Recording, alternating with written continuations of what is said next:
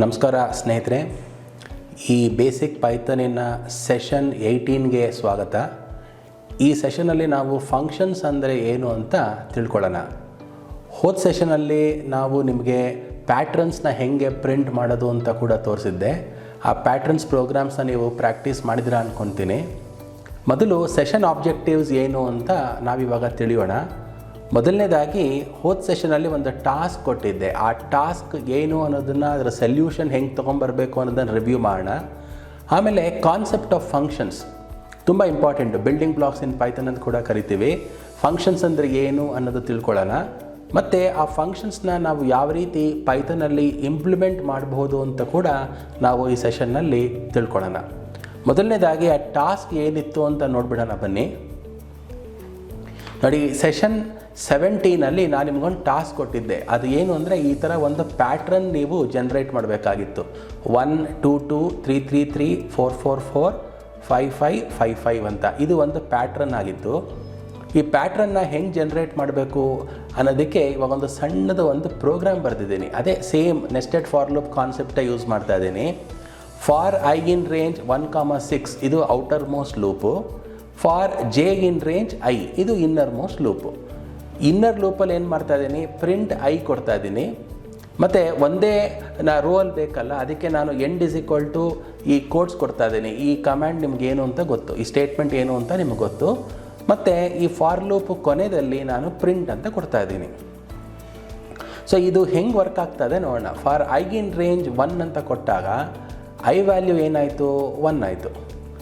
For J in range I ಅಂತ ಕೊಟ್ಟಾಗ ಈ ರೇಂಜ್ ಐ ಅಂದರೆ ಏನು, ರೇಂಜ್ 1 ಅಂತ ಆಯಿತು. ಅಂದರೆ ಜೆ ಇನ್ ರೇಂಜ್ 1 ಅಂತ ಆಯಿತು. ಪ್ರಿಂಟ್ ಐ ಅಂದರೆ ಒಂದು ಸಲ ಆ ಲೂಪು ಐಟ್ರೇಟ್ ಆಗುತ್ತೆ. ಐ ವ್ಯಾಲ್ಯೂ ಏನು, 1. ಸೊ ಅದರಿಂದ ಫಸ್ಟ್ ಟೈಮ್ ಅದು 1 ಅಂತ ಪ್ರಿಂಟ್ ಆಗುತ್ತೆ. ಇವಾಗ ನೆಕ್ಸ್ಟು ಇನ್ನರ್ ಮೋಸ್ಟ್ ಲೂಪ್ಗೆ ನಾವು ಬರೋಣ. ಇನ್ನರ್ ಮೋಸ್ಟ್ ಲೂಪ್ಗೆ ನಾವು ಬಂದಾಗ ಇವಾಗ ಇಲ್ಲೇನಾಗುತ್ತೆ ಅಂದರೆ, ಇನ್ನರ್ ಮೋಸ್ಟ್ ಲೂಪ್ ಕಂಪ್ಲೀಟ್ ಆಯ್ತು. ಇವಾಗ print i end is equal to ಇದು ಅಂದರೆ ಒಂದು ಪರ್ಟಿಕ್ಯುಲರ್ ವ್ಯಾಲ್ಯೂ ಆಫ್ 1 ಇದು ಪ್ರಿಂಟ್ ಆಯಿತು. ಪ್ರಿಂಟ್ ಆದಮೇಲೆ ಇಲ್ಲೊಂದು ಪ್ರಿಂಟ್ ಸ್ಟೇಟ್ಮೆಂಟ್ ಕೊಟ್ಟಿದ್ದೀನಿ. ಆ ಪ್ರಿಂಟ್ ಸ್ಟೇಟ್ಮೆಂಟು ಒಂದು ಲೈನ್ನ ಬಿಡುತ್ತೆ. ನೆಕ್ಸ್ಟು ಔಟರ್ ಲೂಪಿಗೆ ಹೋಗುತ್ತೆ. ಔಟರ್ ಲೂಪಲ್ಲಿ ಏನಾಗುತ್ತೆ, ಇವಾಗ ಐ 2 ಆಗುತ್ತೆ. ಜೆ ಇನ್ ರೇಂಜ್ 2 ಅಂತ ಅನ್ನಿಸ್ಕೊಳ್ಳುತ್ತೆ. ಇದು ಜೆ ಇನ್ ರೇಂಜ್ 2 ಅಂದರೆ 2 ಐಟ್ರೇಷನ್ಸು, 0 ಆ್ಯಂಡ್ 1 2 ಐಟ್ರೇಷನ್ಸು. ಸೊ ಪ್ರಿಂಟ್ ಐ ಅಂತ ಕೊಟ್ಟಾಗ ಐ ವ್ಯಾಲ್ಯೂ ಎಷ್ಟು, 2, 2 ಸಲ 2 ಪ್ರಿಂಟ್ ಆಗುತ್ತೆ. ತಿರ್ಗಾ ಪ್ರಿಂಟ್ ಕೊಟ್ಟಿದ್ದೀನಿ ಇಲ್ಲಿ, ಸೊ ಒಂದು ರೋ ಬಿಡುತ್ತೆ. ನೆಕ್ಸ್ಟು ತಿರ್ಗಾ ಔಟರ್ ಮೋಸ್ಟ್ ಲೂಪ್ ಹೋಗುತ್ತೆ. ಐ ಇನ್ ರೇಂಜ್ 1, 6 ಇತ್ತಲ್ಲ, ಇವಾಗ 1 ಆಯಿತು, 2 ಆಯಿತು, ನೆಕ್ಸ್ಟು 3. ಇವಾಗ ಇನ್ನರ್ ಮೋಸ್ಟ್ ಲೂಪಿಗೆ ಬರುತ್ತೆ. ಫಾರ್ ಜೆ ಇನ್ ರೇಂಜ್ 3 ತಿರ್ಗಾ ಪ್ರಿಂಟ್ ಐ 3 ಸಲ 3 3 3 ಅಂತ ಪ್ರಿಂಟ್ ಆಗುತ್ತೆ. ಈ ಥರ ನಾನು ಪ್ಯಾಟ್ರನ್ನ ಜನ್ರೇಟ್ ಮಾಡ್ಬೋದು. ತುಂಬ ಈಸಿ ಪ್ರೋಗ್ರಾಮು. ಈ ಪ್ರೋಗ್ರಾಮ್ನ ಟೈಪ್ ಮಾಡಿಬಿಟ್ಟು ನೀವು ಎಕ್ಸಿಕ್ಯೂಟ್ ಮಾಡೋದಕ್ಕೆ ಟ್ರೈ ಮಾಡಿ. ಇನ್ನು ಇವತ್ತಿನ ಸೆಷನ್ಗೆ ನಾವು ಬಂದಾಗ ಫಂಕ್ಷನ್ಸ್ ಅಂದರೆ ಏನು ಅಂತ ನಾವು ಇವತ್ತು ತಿಳ್ಕೊಳ್ಳೋಣ.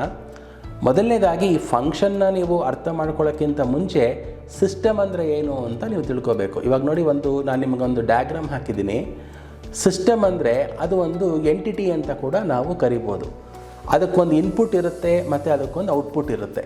ಇವಾಗ ಪ್ರೋಗ್ರಾಮ್ ಕೂಡ ಒಂದು ಸಿಸ್ಟಮ್ಮೇ. ನಾವು ಪ್ರೋಗ್ರಾಮ್ಗೆ ಒಂದು ಇನ್ಪುಟ್ ಕೊಡ್ತೀವಿ. ಆ ಪ್ರೋಗ್ರಾಮ್ ಏನು ಮಾಡುತ್ತೆ, ಆ ಇನ್ಪುಟ್ನ ತೊಗೊಂಡು ನಮಗೆ ಔಟ್ಪುಟ್ನ ಜನ್ರೇಟ್ ಮಾಡುತ್ತೆ. ಇವಾಗ ಸಿಂಪಲ್ ಎಕ್ಸಾಂಪಲ್ ತೊಗೊಳ್ಳೋಣ. ಇವಾಗ ಕಂಪ್ಯೂಟರ್ಸ್ನ ಮರ್ತು ಬಿಡೋಣ, ಪೈಥನ್ನ ಮರ್ತು ಬಿಡೋಣ, ಟೆಲಿವಿಷನ್ ಸಿಸ್ಟಮ್ನ ನಾವು ತೊಗೊಳ್ಳೋಣ. ಈ ಟೆಲಿವಿಷನ್ ಸಿಸ್ಟಮ್ ಅಂತ ನಾವು ತೊಗೊಂಡಾಗ ಆ ಟೆಲಿವಿಷನ್ ಸಿಸ್ಟಮ್ ಏನು ಮಾಡುತ್ತೆ, ಇನ್ಪುಟ್ ತೊಗೊಳುತ್ತೆ, ಔಟ್ಪುಟ್ ಕೊಡುತ್ತೆ. ಇನ್ಪುಟ್ ಏನು ತೊಗೊಳುತ್ತೆ, ಟೆಲಿವಿಷನ್ನು ಸಿಗ್ನಲ್ ಆಗಿ ಇನ್ಪುಟ್ ತೊಗೊಳುತ್ತೆ. ಔಟ್ಪುಟ್ ಏನು ಕೊಡುತ್ತೆ, ವಿಡಿಯೋ ಕೊಡುತ್ತೆ ಹಾಗೂ ಆಡಿಯೋ ಕೂಡ ಕೊಡುತ್ತೆ. ಸೊ ಇದನ್ನು ನಾವು ಸಿಂಪಲ್ ಎಕ್ಸಾಂಪಲ್ ಅಂತ ತೊಗೋಬೋದು, ಟೆಲಿವಿಷನ್ ಸಿಸ್ಟಮ್ ಅಂತ ತೊಗೋಬೋದು. ಇವಾಗ ಈ ಟೆಲಿವಿಷನ್ ಸಿಸ್ಟಮ್ ನನಗೆ ವರ್ಕ್ ಆಗಬೇಕಾದ್ರೆ ಅದ್ರ ಒಳಗಡೆ ಸಣ್ಣ ಸಣ್ಣ ಸಣ್ಣ ಸಬ್ ಸಿಸ್ಟಮ್ಸ್ ಅಂತ ಇರುತ್ತೆ. ಈಗ ನೋಡಿ, ಫಾರ್ ಎಕ್ಸಾಂಪಲು ಒಂದು ಟಿ ವಿ ಸಿಸ್ಟಮ್ ಅಂತ ತೊಗೊಂಡಾಗ ಅದರಲ್ಲಿ ಒಂದು ಆಡಿಯೋ ಸಿಸ್ಟಮ್ ಇರುತ್ತೆ, ವಿಡಿಯೋ ಸಿಸ್ಟಮ್ ಇರುತ್ತೆ ಮತ್ತು ಚಾನಲ್ ಸಿಸ್ಟಮ್ ಇರುತ್ತೆ. ಈ ಆಡಿಯೋ, ವಿಡಿಯೋ, ಚಾನಲ್ ಇವು 3 ಸಿಸ್ಟಮ್ಸೇ. ಆದರೆ ಈ 3 ಸಿಸ್ಟಮು ಯಾವ ಸಿಸ್ಟಮಲ್ಲಿದೆ, ಟಿ ವಿ ಸಿಸ್ಟಮಲ್ಲಿದೆ.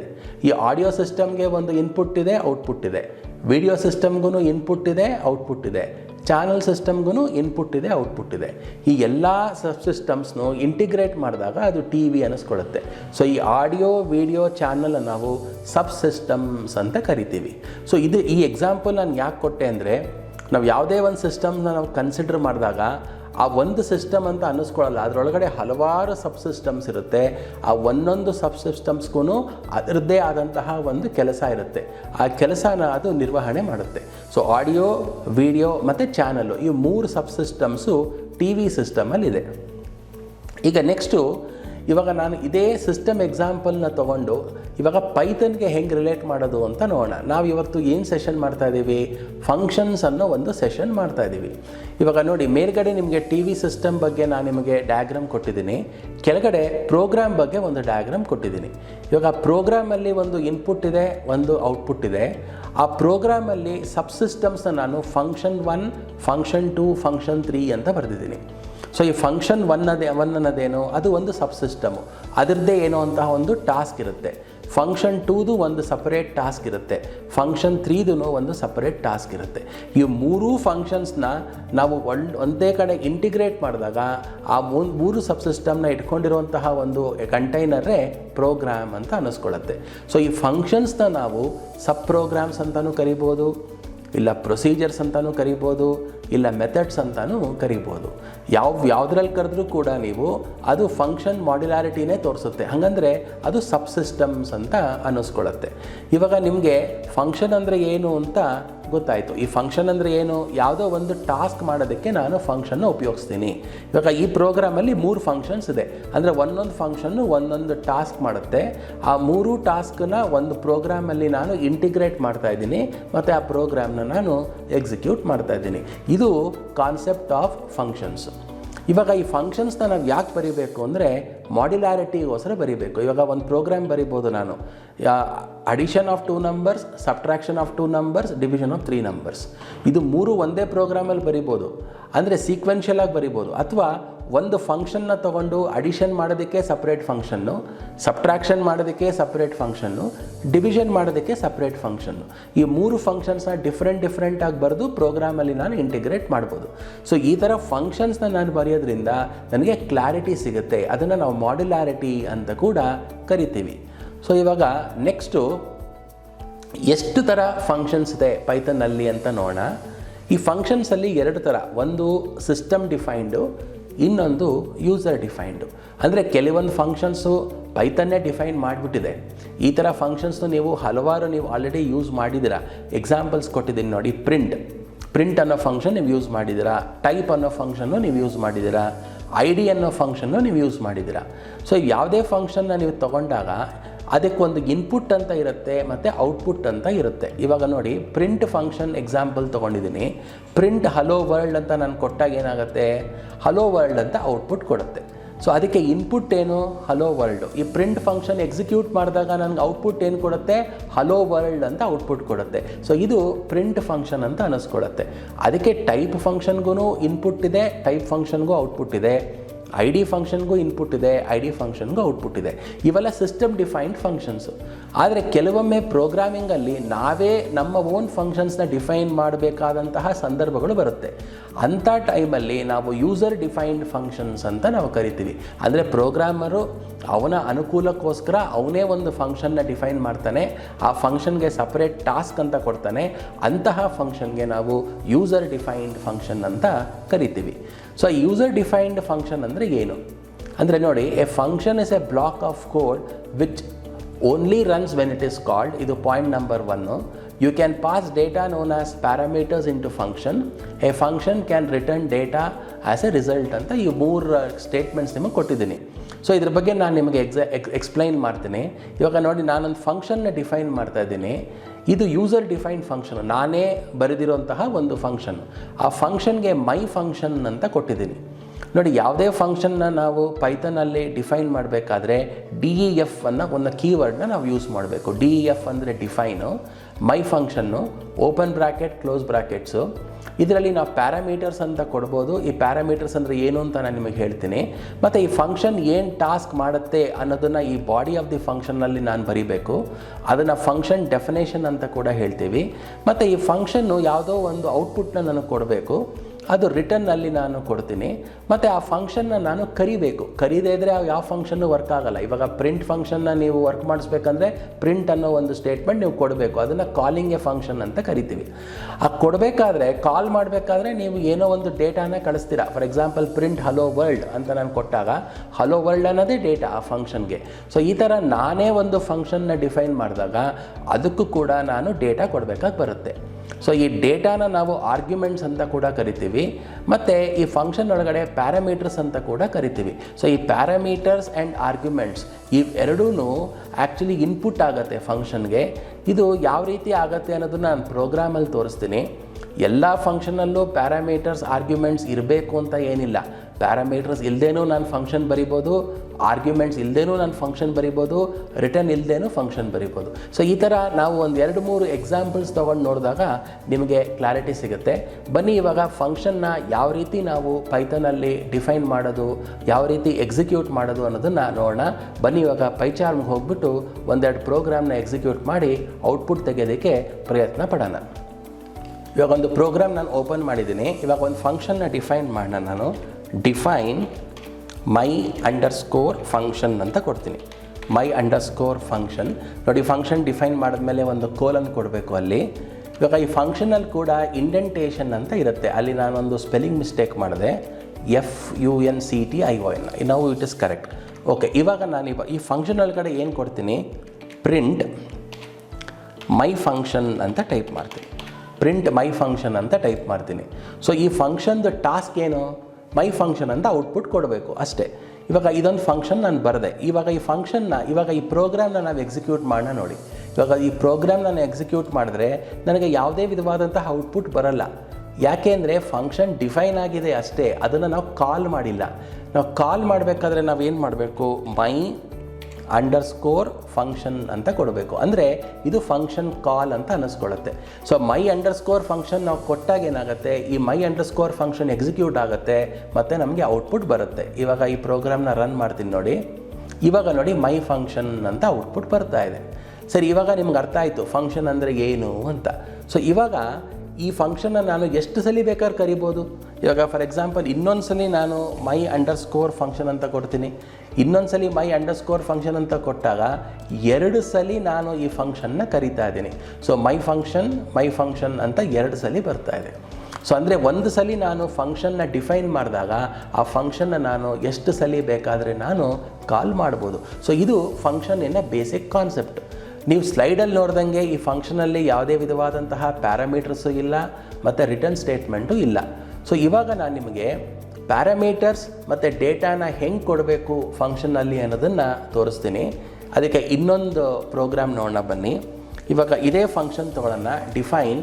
ಇವಾಗ ಇನ್ನೊಂದು ಫಂಕ್ಷನ್ ತೊಗೊಳ್ಳೋಣ, ಅದೇ ಫಂಕ್ಷನ್ ತೊಗೊಳ್ಳೋದು ಬೇಡ, ಇನ್ನೊಂದು ಫಂಕ್ಷನ್ ತೊಗೊಳ್ಳೋಣ, ಡಿಸ್ಪ್ಲೇ ನೇಮ್ ಅಂತ ತೊಗೊಳ್ಳೋಣ. ಈ ಡಿಸ್ಪ್ಲೇ ನೇಮ್ ಅನ್ನೋ ಫಂಕ್ಷನ್ಗೆ ಇಲ್ಲೊಂದು ಪ್ಯಾರಾಮೀಟರ್ ನಾನು ಪಾಸ್ ಮಾಡ್ತೀನಿ, ಎಫ್ ನೇಮ್ ಅಂತ. ಎಫ್ ನೇಮ್ ಅಂದರೆ ಇದು ಫಸ್ಟ್ ನೇಮ್ ಅಂತ ಅರ್ಥ. ಇದೊಂದು ವೇರಿಯಬಲ್ ಅಂತ ಅಂದ್ಕೊಳ್ಳಿ.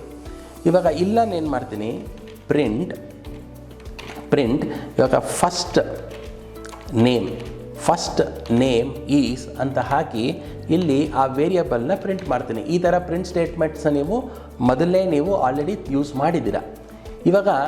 ಇವಾಗ ಈ ಪರ್ಟಿಕ್ಯುಲರ್ ಪ್ರೋಗ್ರಾಮಲ್ಲಿ ಏನಾಗ್ತಾ ಇದೆ, ಪ್ಯಾರಾಮೀಟರ್ಸ್ನ ನಾನು ಯೂಸ್ ಮಾಡ್ತಾ ಇದ್ದೀನಿ ನೋಡಿ. ಡಿಸ್ಪ್ಲೇ ಅಂಡರ್ಸ್ಕೋರ್ ನೇಮ್ ಆದಮೇಲೆ ಬ್ರ್ಯಾಕೆಟ್ ಒಳಗಡೆ ಏನು ಕೊಟ್ಟಿದ್ದೀನಿ, ಎಫ್ ನೇಮ್ ಅನ್ನೋದು, ಅದು ಪ್ಯಾರಾಮೀಟರ್ ಅಂತ ಅನ್ನಿಸ್ಕೊಳ್ಳುತ್ತೆ. ಇವಾಗ ಈ ಫಂಕ್ಷನ್ ಕೂಡ ವರ್ಕ್ ಆಗಬೇಕು ಅಂದರೆ ನಾನು ಕರಿಬೇಕು ಅಂದರೆ ನಾನು ಏನು ಮಾಡ್ತೀನಿ, ಡಿಸ್ಪ್ಲೇ ಅಂಡರ್ಸ್ಕೋರ್ ನೇಮ್ ಅಂತ ಕೊಡ್ತೀನಿ. ಆದರೆ ಕರಿಬೇಕಾದ್ರೆ ಇದಕ್ಕೊಂದು ವ್ಯಾಲ್ಯೂ ಕೊಡಬೇಕಾಗಿ ಬರುತ್ತೆ ನಾನು. ಫಾರ್ ಎಕ್ಸಾಂಪಲ್ ಇವಾಗ ಒಂದು ವ್ಯಾಲ್ಯೂ ಕೊಡೋಣ. ಏನದು ವ್ಯಾಲ್ಯೂ, ಫಾರ್ ಎಕ್ಸಾಂಪಲ್ ರಮೇಶ್ ಅಂತ ಕೊಡೋಣ. ಸೊ ಇವಾಗ ಇಲ್ಲಿ ಏನಾಗ್ತಾ ಇದೆ ನೋಡಿ, ಈ ರಮೇಶ್ ಅನ್ನೋದು ಡೇಟಾ ಅನ್ನಿಸ್ಕೊಳ್ಳುತ್ತೆ ಅಥವಾ ಆರ್ಗ್ಯುಮೆಂಟ್ ಅಂತ ಅನ್ನಿಸ್ಕೊಳ್ಳುತ್ತೆ. ಹಾಗಂದರೆ ಈ ಫಂಕ್ಷನ್ನ ನಾನು ಕರಿಬೇಕಾದ್ರೆ ರಮೇಶ್ ಅನ್ನೋ ಡೇಟಾನ ಕಳಿಸ್ತಾ ಇದ್ದೀನಿ ಅಥವಾ ಆರ್ಗ್ಯುಮೆಂಟ್ನ ಕಳಿಸ್ತಾ ಇದ್ದೀನಿ. ಈ ರಮೇಶ್ ಏನಾಗುತ್ತೆ, ಈ ಡಿಸ್ಪ್ಲೇ ಅಂಡರ್ಸ್ಕೋರ್ ನೇಮ್ ಇದೆಯಲ್ಲ, ಈ ಎಫ್ ನೇಮ್ ಅನ್ನೋದು ಏನು ಮಾಡುತ್ತೆ, ಈ ರಮೇಶ್ನ ಸ್ಟೋರ್ ಮಾಡ್ಕೊಳ್ಳುತ್ತೆ ಅಥವಾ ಎಫ್ ನೇಮ್ ಅನ್ನೋದನ್ನು ರಮೇಶ್ನ ಅಕ್ಸೆಪ್ಟ್ ಮಾಡ್ಕೊಳ್ಳುತ್ತೆ.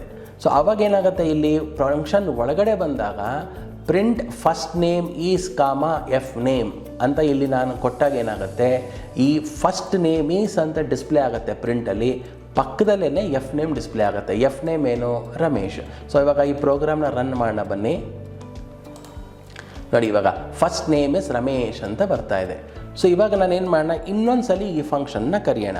ಡಿಸ್ಪ್ಲೇ ಅಂಡರ್ಸ್ಕೋರ್ ನೇಮ್, ಇಲ್ಲಿ ಇನ್ನೊಂದು ನೇಮ್ ಕೊಡ್ತೀನಿ ನಾನು, ಕುಮಾರ್ ಅಂತ ಕೊಡ್ತೀನಿ. ಕುಮಾರ್ ಅಂತ ಕೊಟ್ಟಾಗ ಈ ಪ್ರೋಗ್ರಾಮ್ನ ರನ್ ಮಾಡಿ ತೋರಿಸ್ತೀನಿ ನೋಡಿ. ಈ ಪ್ರೋಗ್ರಾಮ್ನ ರನ್ ಮಾಡಿ ತೋರಿಸಿದಾಗ ಫಸ್ಟ್ ನೇಮ್ ಇಸ್ ಕುಮಾರ್ ಅಂತ ಬರ್ತಾ ಇದೆ. ಸೊ ಸರಿ, ಹಾಗಾದ್ರೆ ಇವಾಗ ನಿಮಗೆ ಪ್ಯಾರಾಮೀಟರ್ಸ್ ಅಂದರೆ ಏನು ಅಂತ ಗೊತ್ತಾಯಿತು, ಡೇಟಾ ಅಂದರೆ ಏನು ಅಂತ ಗೊತ್ತಾಯಿತು, ಆರ್ಗ್ಯುಮೆಂಟ್ ಅಂದರೆ ಏನು ಅಂತ ಗೊತ್ತಾಯಿತು. ಇಲ್ಲಿ ಎಷ್ಟು ಪ್ಯಾರಾಮೀಟರ್ಸ್ ಬೇಕಾದ್ರೆ ಕೊಡ್ಬೋದು. ಇವಾಗ ನಾನು ಇನ್ನೊಂದು ಪ್ಯಾರಾಮೀಟರ್ ಕೊಡ್ತೀನಿ. ಫಾರ್ ಎಕ್ಸಾಂಪಲ್ ಇದನ್ನು ಲಾಸ್ಟ್ ನೇಮ್ ಅಂತ ಇನ್ನೊಂದು ಪ್ಯಾರಾಮೀಟರ್ ಕೊಡ್ತೀನಿ. ಇಲ್ಲೇ ನಾನು ಇನ್ನೊಂದು ಪ್ರಿಂಟ್ ಸ್ಟೇಟ್ಮೆಂಟ್ ಹಾಕೋಣ. ಪ್ರಿಂಟ್ ಲಾಸ್ಟ್ ನೇಮ್ ಈಸ್, ಇಲ್ಲಿ ಲಾಸ್ಟ್ ನೇಮ್ ಅಂತ ಕೊಡೋಣ. ಸೊ ಇವಾಗ ಈ ಪರ್ಟಿಕ್ಯುಲರ್ ಫಂಕ್ಷನ್ ಏನು ಮಾಡ್ತಾ ಇದೆ, ಫಸ್ಟ್ ನೇಮ್ ಮತ್ತು ಲಾಸ್ಟ್ ನೇಮ್ ಎರಡು ಪ್ರಿಂಟ್ ಮಾಡ್ತಾ ಇದೆ. ಸೊ ಇವಾಗ ಈ ಫಂಕ್ಷನ್ ನಾನು ಕರಿಬೇಕಾದ್ರೆ ನಾನು ಎರಡು ಡೇಟಾ ಕೊಡಬೇಕು, ಯಾಕಂದರೆ ಎರಡು ಪ್ಯಾರಾಮೀಟರ್ಸ್ ಇದೆ ಅಲ್ವಾ. ಸೊ ಎರಡು ಆರ್ಗ್ಯುಮೆಂಟ್ಸ್ ಕೊಡಬೇಕು ಅಥವಾ ಎರಡು ಡೇಟಾ ಕೊಡಬೇಕು. ಸೊ ರಮೇಶ್ ಅನ್ನೋದು ಫಸ್ಟ್ ನೇಮು, ಇನ್ನೊಂದು ಲಾಸ್ಟ್ ನೇಮ್ ಏನು ಕೊಡೋಣ, ಕುಮಾರ್ ಅಂತ ಕೊಡೋಣ. ಸೊ ಇಲ್ಲಿ ನೆಕ್ಸ್ಟು ಕುಮಾರ್ ಅನ್ನೋದೇ ಫಸ್ಟ್ ನೇಮು, ಲಾಸ್ಟ್ ನೇಮ್ ಏನಂತ ಕೊಡೋಣ, ಗೋವಿಂದ್ ಅಂತ ಕೊಡೋಣ. ಸೊ ಇವಾಗ ಕುಮಾರ್ ಗೋವಿಂದ್ ಅನ್ನೋದು first name last name, Ramesh Kumar ಅನ್ನೋದು first name last name. So ಇವಾಗ ಈ ಪ್ರೋಗ್ರಾಮ್ನ ರನ್ ಮಾಡೋಣ ಬನ್ನಿ. ನೋಡಿ ಇವಾಗ ನಿಮಗೆ ಅಲ್ಲಿ ಎರರ್ ಬರ್ತಾ ಇದೆ. ಯಾಕೆ ಎರರ್ ಬರ್ತಾ ಇದೆ ಅಂದರೆ ಅಲ್ಲಿ ಹೇಳ್ತಾ ಇದೆ missing one required positional argument last name ಅಂತ ಅಲ್ಲಿ ನಿಮಗೊಂದು ಎರರ್ ಕೊಡ್ತಾ ಇದೆ. ಇದು ಯಾಕೆ ಎರರ್ ಕೊಡ್ತಾ ಇದೆ ಅಂದರೆ ಇಲ್ಲಿ ನಾನು ಡಬಲ್ ಬ್ರ್ಯಾಕೆಟ್ಸ್ ಹಾಕ್ಬಿಟ್ಟಿದ್ದೀನಿ. ಈ ಡಬಲ್ ಬ್ರ್ಯಾಕೆಟ್ಸ್ನ ತೆಗೆದುಬಿಡಿ. ಈ ಡಬಲ್ ಬ್ರ್ಯಾಕೆಟ್ಸು ಒಂದು ಎರರ್ ಆಗಿದೆ ಆ್ಯಕ್ಚುಲಿ. ಡಬಲ್ ಬ್ರ್ಯಾಕೆಟ್ಸ್ನ ತೆಗೆದುಬಿಟ್ಟು ಇದನ್ನು ರನ್ ಮಾಡಿ. ಇವಾಗ ನೋಡಿ first name is Ramesh, last name is Kumar, first name is Kumar, last name is Govind ಅಂತ ಬರ್ತಾ ಇದೆ. ಸೊ ಇವಾಗ ನಿಮ್ಗೆ ಏನು ಅರ್ಥ ಆಯಿತು, ನಂಬರ್ ಆಫ್ ಪ್ಯಾರಾಮೀಟರ್ಸ್ ಎಷ್ಟಿದೆ ಅಷ್ಟೇ ಆರ್ಗ್ಯುಮೆಂಟ್ಸ್ನ ನಾನಿಲ್ಲಿ ಪಾಸ್ ಮಾಡಬೇಕು. ಇವಾಗ ಇನ್ನೊಂದು ಸಲ ಬೇಕಾದ್ರೆ ಈ ಫಂಕ್ಷನ್ನ ನಾನು ಕರಿಬೋದು, ಡಿಸ್ಪ್ಲೇ ಅಂಡರ್ಸ್ಕೋರ್ ನೇಮ್ ಅಂತ. ಇವಾಗ ಫಸ್ಟ್ ನೇಮ್ ನಾನಿಲ್ಲಿ ರಾಹುಲ್ ಅಂತ ಕೊಡ್ಬೋದು. First name is Rahul. ತಿರ್ಗಾ ಇಲ್ಲಿ ಇನ್ನೊಂದು ಡೇಟಾ ನಾನು ಕೊಡ್ಬೋದು, ಏನದು ಡ್ರಾವಿಡ್ ಅಂತ ಕೊಡ್ಬೋದು. ಸೊ ರಾಹುಲ್ ಡ್ರಾವಿಡ್ ಅಂತ ನಾನು ಕೊಡ್ತಾ ಇದ್ದೀನಿ. ಅಂದರೆ ಇವಾಗ ರಾಹುಲ್ ಅನ್ನೋದು ಫಸ್ಟ್ ನೇಮ್ ಆಗುತ್ತೆ, ಡ್ರಾವಿಡ್ ಅನ್ನೋದು ಲಾಸ್ಟ್ ನೇಮ್ ಆಗುತ್ತೆ. ಇವಾಗ ಈ ಪ್ರೋಗ್ರಾಮ್ನ ಎಕ್ಸಿಕ್ಯೂಟ್ ಮಾಡೋಣ ಬನ್ನಿ. ಸೊ ಇವಾಗ ನೋಡಿ first name is Rahul, last name is Dravid ಅಂತ ಬರ್ತಾ ಇದೆ. ಸೊ ಈ ಥರ ನಾನು ಫಂಕ್ಷನ್ಸಲ್ಲಿ ಪ್ಯಾರಾಮೀಟರ್ಸ್ನ ಕೂಡ ನಾನು ಯೂಸ್ ಮಾಡ್ಬೋದು ಮತ್ತು ಅದಕ್ಕೆ ಸಪ್ಲೈ ಮಾಡುವಂತಹ ಡೇಟಾ ಕೂಡ ಕೊಡ್ಬೋದು. ಕರಿಬೇಕಾದ್ರೆ ಅದನ್ನು ಆರ್ಗ್ಯುಮೆಂಟ್ಸ್ ಅಂತ ಕರಿತೀವಿ. ಇನ್ನೊಂದು ಇಂಪಾರ್ಟೆಂಟ್ ಇನ್ಫಾರ್ಮೇಷನ್ ಏನಂದರೆ ಒಂದೇ ಪ್ರೋಗ್ರಾಮಲ್ಲಿ ಎಷ್ಟೊಂದು ಫಂಕ್ಷನ್ಸ್ ಇರ್ಬೋದು. ಇವಾಗ ಡಿಸ್ಪ್ಲೇ ನೇಮ್ ಅನ್ನೋದು ಒಂದು ಫಂಕ್ಷನ್ ಆಗಿದೆ.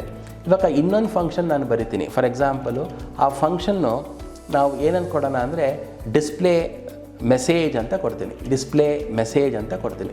ಈ ಫಂಕ್ಷನ್ನಲ್ಲಿ ನಾನು ಏನೂ ಬರೆಯಲ್ಲ. ಇಲ್ಲೇನು ಮಾಡ್ತೀನಿ, ನಾನು ಸುಮ್ಮನೆ ಪ್ರಿಂಟ್ ವೆಲ್ಕಮ್ ಟು ಎಂಟ್ರಿ ಅಂತ ಕೊಡ್ತೀನಿ. ವೆಲ್ಕಮ್ ಟು ಎಂಟ್ರಿ ಅಂತ ಕೊಡ್ತೀನಿ.